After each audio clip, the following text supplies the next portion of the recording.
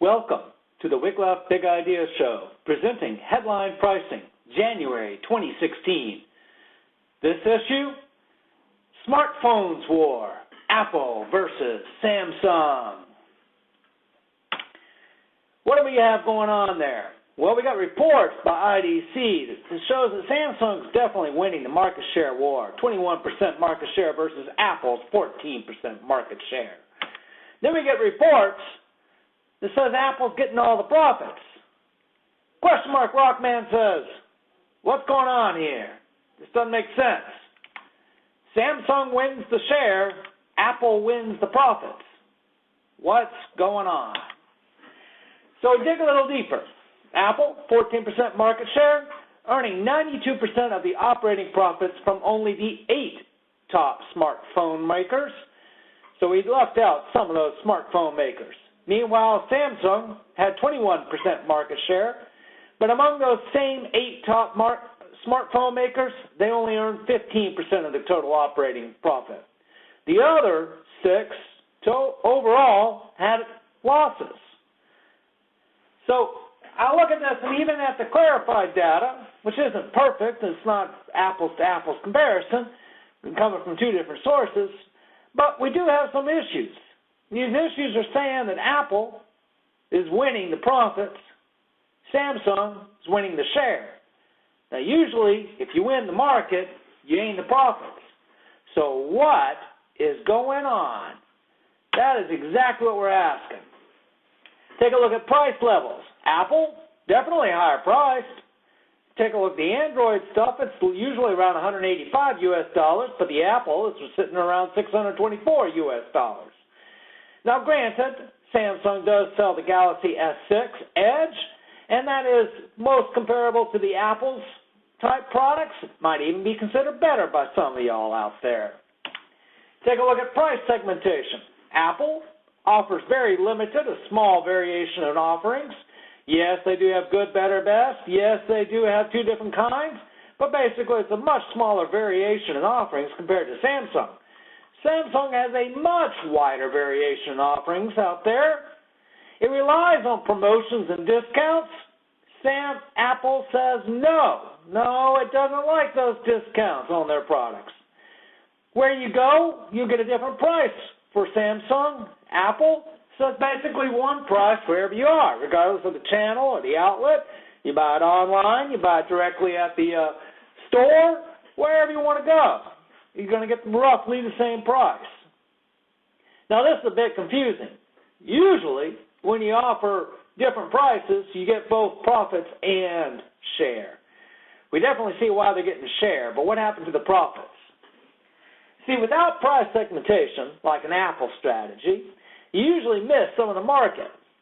See, all of these customers here, they would have purchased, but they didn't purchase because the price was too high. And these purchases here, they would have paid more, but Apple didn't ask for it. Apple just said, I'll take this many profits over this much revenue. Now contrast this picture right here to the next one, where you're doing price segmentation. Notice that this entire unit sold is higher than that amount. Notice also that this roughly triangular area of profits is bigger than that little rectangle. So we should be seeing more profits with Samsung as well as more share. We're missing one of those 2 things. Where are Samsung's profits? What's going on? Samsung clearly does price segmentation. This should lead to both more market share and profits.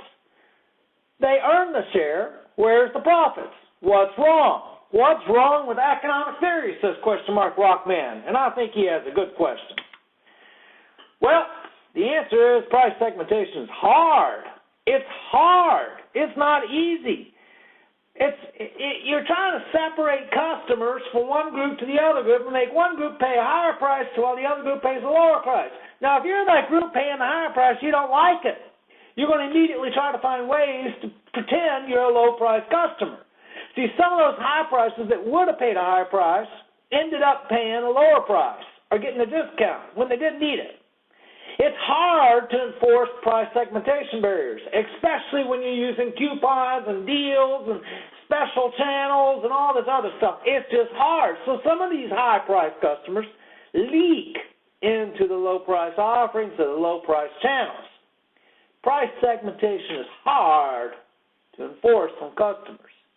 So to counteract that difficultly, people then start saying, well, we're going to define some hedges, we're going to define some discount management, some channel management, all of that stuff. And all that stuff is going to require people and tools. That's cost. That too might take away some of the profits. So I like price segmentation. It's beautiful, but it isn't easy. There has to be better ways of doing it. And at the end of the day, Wiglaf Toltec Mesoamerican dude says they didn't quite do it so well. See, the theory is not wrong. It just requires nearly perfect and yet low-cost segmentation. That is not easy. Price segmentation is never going to be perfect. First-degree perfect price discrimination is impossible. It requires knowing how everyone thinks and then making them actually behave according to the way they think. You and I both don't. We don't behave in the way we think sometimes. We do things we don't really want to do. It's just hard. Some firms do it better. Other firms, not so much. You can guess where Samsung sat on that scale.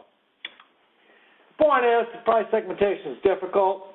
It is hard to do. It generally increases both share and profits, but in some cases, you get the share, but not the profits, especially when your price segmentation hedge is done wrong. I am Tim J. Smith, Ph.D., founder and CEO of Wiglaf Pricing.